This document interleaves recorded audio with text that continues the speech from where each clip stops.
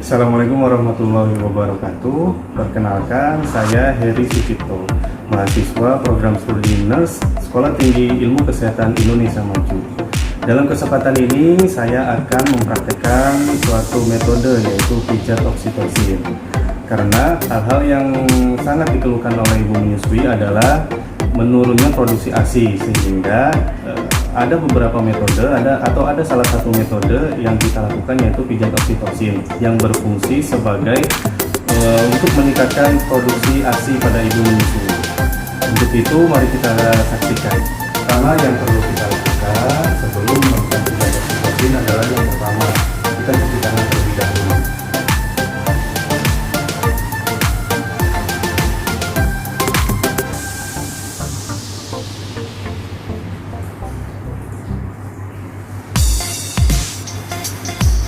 Sudah selesai cuci tangan, setelah itu jangan lupa persiapkan tempatnya, yaitu jaga privasi klien atau pasiennya dengan cara menutup pintu atau menutup hordeng, sehingga untuk kenyamanan pasiennya juga.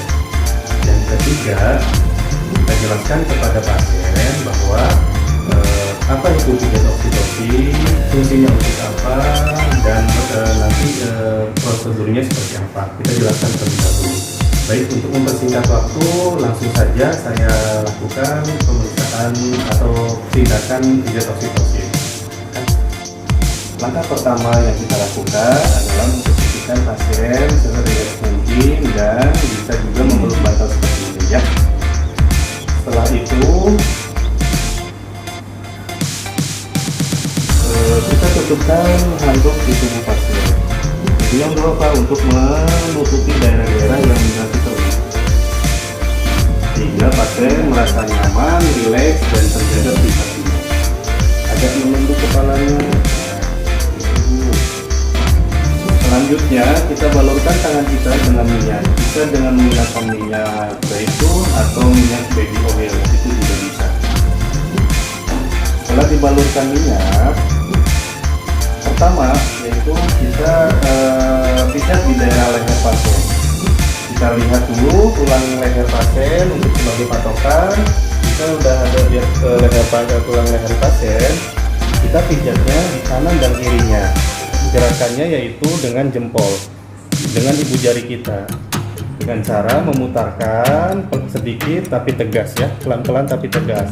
3 kali, 1, 2, 3, kemudian turun, 1, 2, 3, terus turun juga sampai ke daerah punggung 3 kali, diulang lagi sebanyak 3 kali. Setelah selesai, baru kita tarik dari atas ke bawah seperti ini ya, 1, 2, 3. Setelah selesai, langkah selanjutnya yaitu kita telusuri di daerah sepanjang bahu dengan patokannya sama ke tulang belakang sini, kemudian kita pijat di daerah sini. Kita telusurin sampai ke pinggir di bahu ini ya. Sama gerakannya, memutar dengan ibu jari 1, 2, 3, 1, 2, 3, 1, 2, 3, sebanyak 3 kali.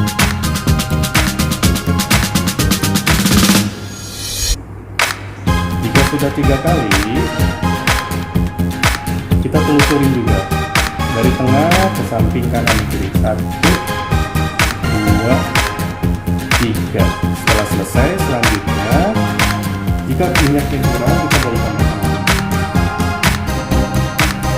Selanjutnya di daerah tulang belikat ini kita di samping-sampingnya ya, bukan di tulang belikatnya, sama juga metodenya dengan cara dengan ibu jari pijatnya memutar, dimulai dari atas 1, 2, 3, menyusuri belikat tulang belikat kanan dan kiri 1, 2, 3 sampai ke bawah mengitari tulang belikat, diulangi sampai 3 kali. Setelah 3 kali, kita telusuri kembali dari atas ke bawah 1, 2, 3. Setelah selesai, kemudian yang ketiga yaitu kita pijat dengan patokan tulang belakang dari bahu atau pundak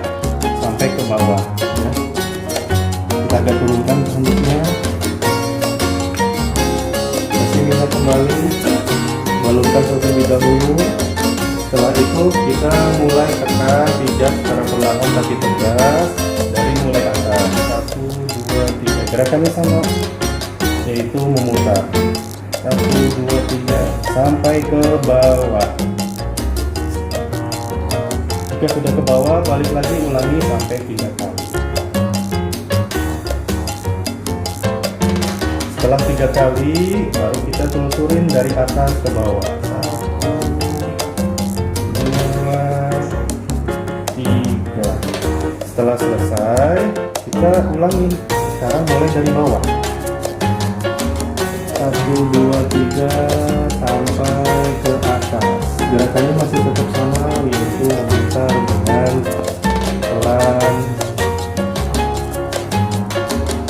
tetapi tegas dengan menggunakan ujung jari. Setelah selesai 3 kali, telusurin dari bawah ke atas. 1 sebanyak 3 kali, 2, 3. Setelah selesai, kemudian yang keempat adalah dengan menggunakan punggung kedua jari kita, tapi nggak boleh dengan tulang ya, tapi dengan posisi ini.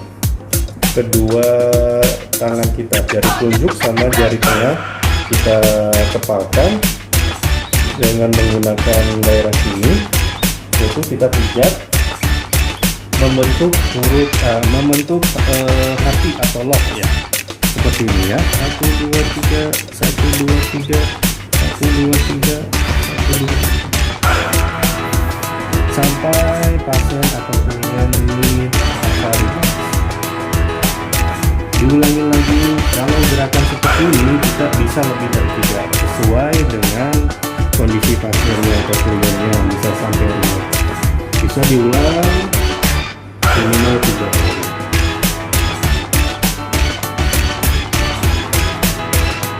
Setelah selesai, kita rapikan kembali, bersihkan bekas minyak yang ada di tubuh kita. Setelah selesai, kita cuci tangan kembali.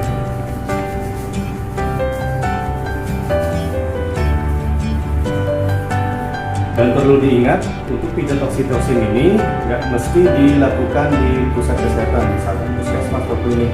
Lebih bagus lagi dilakukan di rumah bersama dengan suami, karena akan menimbulkan kedekatan tersendiri dan menghasilkan lebih efektif untuk melakukan pijat oksitosin tersebut. Terima kasih, sampai ketemu selanjutnya.